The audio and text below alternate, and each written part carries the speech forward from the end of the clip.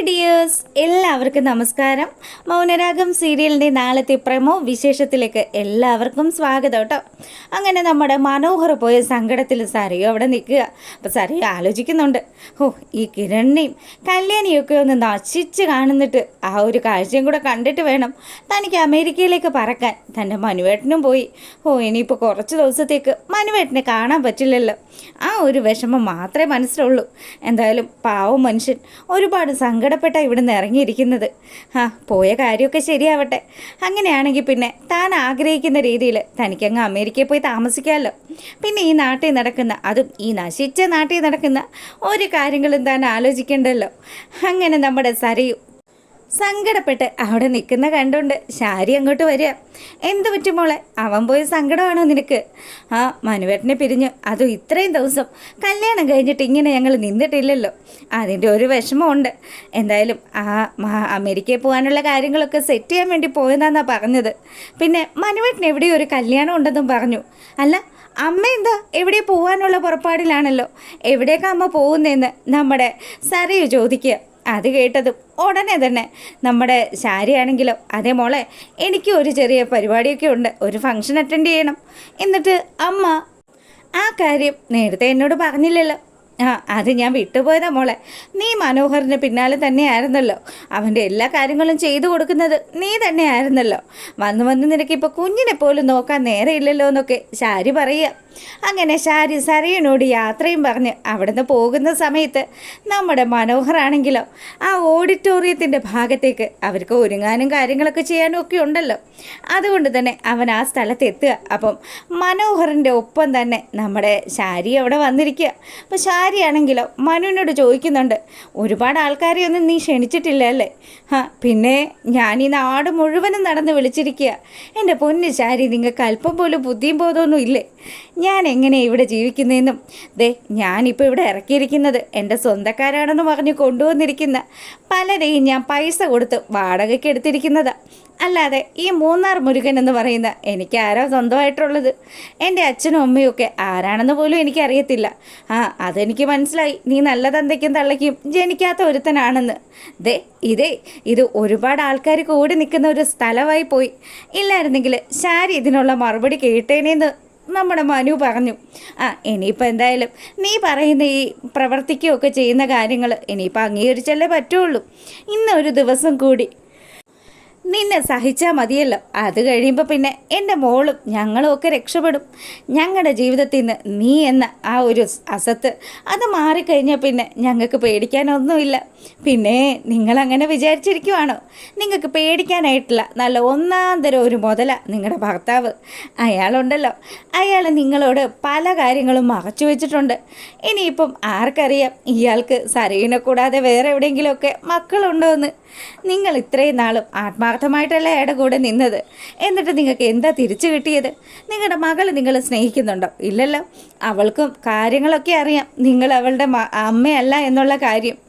എന്തൊക്കെ സംഭവിച്ചാലും ഒരു ദിവസം താരയെ തേടി സരയു പോവും. അതൊക്കെ തന്നെ ഇനി സംഭവിക്കാൻ പോകുന്നത്. അതിനു മുന്നേ സ്വന്തം തടി നോക്കി ജീവിക്കുന്നതായിരിക്കും ശാരി നിനക്ക് നല്ലതെന്ന് നമ്മുടെ മനോഹർ പറയുക. ഇത് കേട്ടപ്പോൾ ശാരിക്ക് നല്ല ദേഷ്യം വരുന്നുണ്ട്. ഇപ്പം നിൻ്റെ കാര്യം നോക്ക്. ഇവിടെ കൂടിയിരിക്കുന്ന ആൾക്കാരുടെ മുന്നിൽ ഞാൻ നിൻ്റെ അമ്മായിയോ ആൻറ്റിയോ ആരൊക്കെയോ ആണല്ലോ. അതുകൊണ്ട് എന്നോട് ഇതുപോലെ മുഖം ഘടിപ്പിച്ചുള്ള രീതിയിൽ സംസാരിക്കാണ്ട് കുറച്ചൊക്കെ ചിരിച്ച് സംസാരിക്കുക. പറഞ്ഞത് തന്നെയാണ് എനിക്ക് നിങ്ങളോടും പറയാനുള്ളത്. നിങ്ങളെ എന്നോട് സംസാരിക്കുമ്പോൾ ഒരല്പം ബഹുമാനമൊക്കെ തരണം. നിങ്ങൾക്ക് എന്നോട് സംസാരിക്കുമ്പോൾ ഒന്ന് ചിരിച്ചാൽ എന്താ ശാരി പ്രശ്നം? ആയിക്കോട്ടെ, ഇന്നത്തെ ദിവസം നീ പറയുന്ന എല്ലാ കാര്യങ്ങളും കേൾക്കാൻ ഞാൻ തയ്യാറാണ്. നാളെ മുതൽ എൻ്റെ മോളുടെ ജീവിതത്തിൽ നീ ഇല്ലല്ലോ. നീ എന്ന അധ്യായം എന്നേക്കുമായിട്ട് എൻ്റെ മോളുടെ ജീവിതത്തിൽ നിന്ന് പോകുകയല്ലേ. അപ്പോൾ പിന്നെ കുറച്ചൊക്കെ അഭിനയിച്ചാൽ ഒരു കുഴപ്പമില്ല. ഈ അവസാന നിമിഷത്തിൽ അഭിനയിച്ചില്ലെങ്കിൽ പിന്നെ എപ്പോൾ അഭിനയിക്കാനാ മനോഹരെന്ന് നമ്മുടെ ശാരി ചോദിച്ചതും അതാണ് ശാരി. ഇങ്ങനെ ആയിരിക്കണം ശാരി. ആൾക്കാരൊക്കെ ശ്രദ്ധിക്കുന്നുണ്ട്, നമുക്ക് അങ്ങോട്ട് പോകാമെന്ന് പറഞ്ഞ് നമ്മുടെ മനോഹർ ശാരിയും കൂട്ടിയിട്ട് ആ ഓഡിറ്റോറിയത്തിനുള്ളിലേക്ക് പോവുക. പിന്നീട് മനു ഒരുങ്ങാനുള്ള കാര്യങ്ങളൊക്കെ ചെയ്യുമ്പം ഇപ്പുറത്ത് നമ്മുടെ മണവാട്ടിയായിട്ട് നമ്മുടെ വരുൺ അങ്ങ് എത്തുക. അപ്പം വരുണിനെ ഒരുക്കിയൊക്കെ വിടുന്നത് നമ്മുടെ നിതയും നിതയല്ലല്ലോ നിഷയും അതുപോലെ ജുബാനയും കല്യാണിയും ഒക്കെ കൂടി ചേർന്നിട്ടാണ്.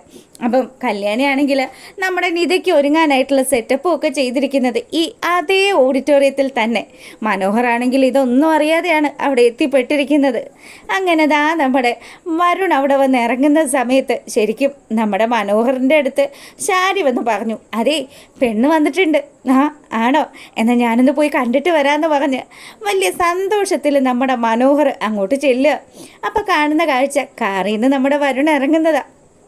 അവളെ കണ്ടതും എൻ്റെ ദൈവമേ എന്തൊരു ഭംഗിയാ. അപ്പോഴത്തേക്കിനും തന്നെ നമ്മുടെ മനോഹറിൻ്റെ അടുത്തേക്ക് വരുണിൻ്റെ അച്ഛനും അമ്മയും ഒക്കെ വന്നിട്ട് പറഞ്ഞു, മോനെ കാര്യങ്ങളൊക്കെ ഓക്കെയല്ലേ? എല്ലാം ഓക്കെയാണ്. ഞാനും ആ ഡ്രസ്സൊക്കെ ചെയ്ത് നിൽക്കുകയാണ്. ഇനിയിപ്പോൾ മുഹൂർത്തത്തിന് അധികം സമയമില്ലല്ലോ. വരുണാണെങ്കിൽ നമ്മുടെ മനുവിനെ കണ്ടപാടെ തന്നെ ഭയങ്കര നാണം കളിക്കാൻ തുടങ്ങി. എന്തായാലും ഇന്നത്തെ ഈ ഒരു ദിവസം കൊണ്ട് പൊന്നു മോനെ നിൻ്റെ കട്ടയും പടമൊക്കെ മടങ്ങുമല്ലോ എന്ന് അവനൊരു നിമിഷം ഇങ്ങനെ ആലോചിക്കുമ്പം എന്താ മോളു ഇത്ര ആലോചന? ഒന്നുമില്ല എന്ന് പറഞ്ഞ് ചെറിയൊരു നാണത്തോടു കൂടി നമ്മുടെ വന്ദനത തല കുനിക്കുക. അപ്പം മനു ആണെങ്കിൽ മോൾക്ക് ചമ്മലുണ്ടാവും, എന്തായാലും വാ അകത്തോട്ട് വാന്നൊക്കെ പറഞ്ഞ് അവരെ വിളിച്ചുകൊണ്ട് പോവുക. അങ്ങനെ നമ്മുടെ വന്ദന അവർക്ക് കൊടുത്തിരിക്കുന്ന ആ ഒരു ഡ്രസ്സിങ് റൂമിലേക്ക് കയറുമ്പം അതിനകത്ത് തന്നെയാണ് നമ്മുടെ നിധയുള്ളത്. അപ്പം നിധയുടെ അടുത്ത് ചെന്നിട്ട് പറഞ്ഞു, മോളെ കുറച്ച് സമയം നീ ഒന്ന് വെയിറ്റ് ചെയ്യണം കേട്ടോ. അവൻ അപ്പുറം ഇരിക്കുന്ന മനോഹരൻ അവൻ്റെ കാര്യത്തിന് ഒരു തീരുമാനമാക്കിയിട്ട് നമ്മുടെ കല്യാണം പെട്ടെന്ന് നടത്തണം. എന്തായാലും ഇപ്പം അവനും ഞാൻ തമ്മിലുള്ള കല്യാണം കഴിഞ്ഞിട്ടാണല്ലോ നമ്മുടെ മുഹൂർത്തം വന്നിരിക്കുന്നത്. അതുകൊണ്ട് തന്നെ ആ കാര്യത്തിൽ വലിയ ടെൻഷനൊന്നും ഉണ്ടാവില്ല. പിന്നെ സുന്ദരിയാക്കിയിട്ടില്ലേ എന്ന് ചോദിക്കുക നമ്മുടെ കല്യാണി. പിന്നെ നല്ല സുന്ദരിയായിട്ട് തന്നെ എൻ്റെ നിധമോളുള്ളത്. ഈ സ്വർണ്ണങ്ങളൊക്കെ അവൻ എനിക്ക് സമ്മാനിച്ചതാ. ഇതൊക്കെ എങ്ങനെയുണ്ടെന്ന് നമ്മുടെ നമ്മുടെ കല്യാണിയുടെ അടുത്ത് ചോദിക്കുക. അപ്പം കല്യാണി പറഞ്ഞു, കൊള്ളാം കൊള്ളാം, അവൻ 10-20 പവൻ്റെ താലിമാലയൊക്കെയല്ലേ വാങ്ങിച്ചിരിക്കുന്നത്. താലി കെട്ടലിന് ശേഷം വേണം അവൻ സത്യങ്ങളെല്ലാം അറിയാനായിട്ട്. എന്തായാലും അവൻ ഇത്രയും നാളും ഓരോരോ നാടുകൾ തോറും നടന്ന് കല്യാണം കഴിച്ചതുപോലെയൊന്നും അല്ല. ഇത്തവണ അവൻ ശരിക്കും പെടും. അതിനു വേണ്ടി നമ്മൾ പലരെയും ഇറക്കിയിട്ടുണ്ടല്ലോ. അപ്പോൾ ശരിക്കും നമ്മുടെ കല്യാണി പ്ലാൻ ചെയ്തിരിക്കുന്നത് വരുണിൻ്റെ അമ്മാവനായിട്ട് വന്നിരിക്കുന്ന ആ പോലീസുകാരനെയും അദ്ദേഹത്തോടൊപ്പം തന്നെ 3-4 പോലീസുകാരെയൊക്കെ അവിടെ ഡ്യൂട്ടിക്ക് ഇടുന്ന പോലെയും അതുപോലെ ആ അമ്മാവൻ അവിടെ ഫുൾ ടൈമും സാന്നിധ്യത്തോടു കൂടി നിൽക്കുന്നതും ഒക്കെയാണ്. അപ്പം ഇതൊക്കെ കാണുന്ന സമയത്ത് നമ്മുടെ മനോഹറാണെങ്കിലോ ഇതൊക്കെ എല്ലാം കൂടി ഇനി എന്നാണാവോ എൻ്റെ മെക്കിട്ട് കയറാൻ പോകുന്നത്. ഭഗവാനെ, ഒരുപാട് പോലീസുകാരൊക്കെ ഉണ്ടല്ലോ. ഇനി ഇവന്മാരെങ്ങാനും എന്നെ അറിയുന്ന ആൾക്കാരാണോ? പല നാട്ടിൽ പല പേരിലാണ് ഞാൻ താമസിച്ചിട്ടുള്ളത്. ഇനി അവിടെ എങ്ങാനും വർക്ക് ചെയ്ത ആൾക്കാരാണെങ്കിൽ പിന്നെ പറയേ വേണ്ട. ഇന്നത്തോടു കൂടി തൻ്റെ കാര്യത്തിന് തീരുമാനമാകുമെന്ന് മനോഹർ ആലോചിക്കുക.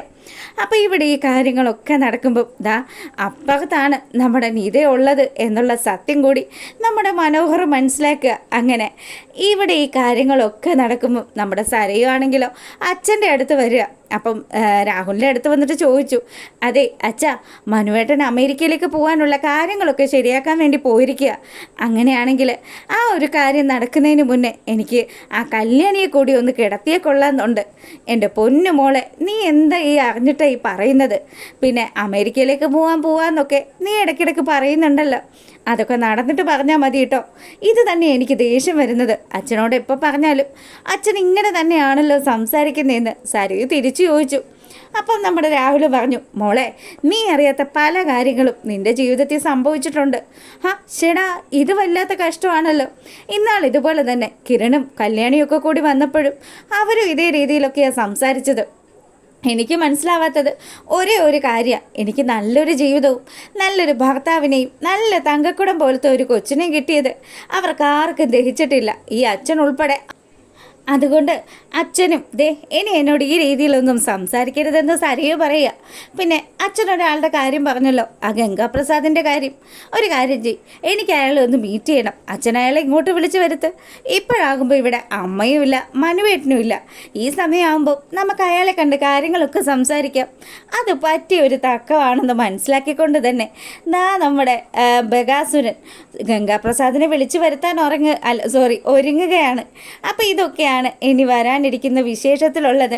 എന്തായാലും നാളെ മനുവിൻ്റെയും അതുപോലെ നമ്മുടെ വന്ദനയുടെയും വിവാഹം നടക്കുമോ ഇല്ലയോ എന്നുള്ളതൊക്കെ കണ്ട് തന്നെ അറിയണം. എന്തായാലും ആ വിശേഷങ്ങൾക്കൊക്കെ ആയിട്ട് കാത്തിരിക്കാം.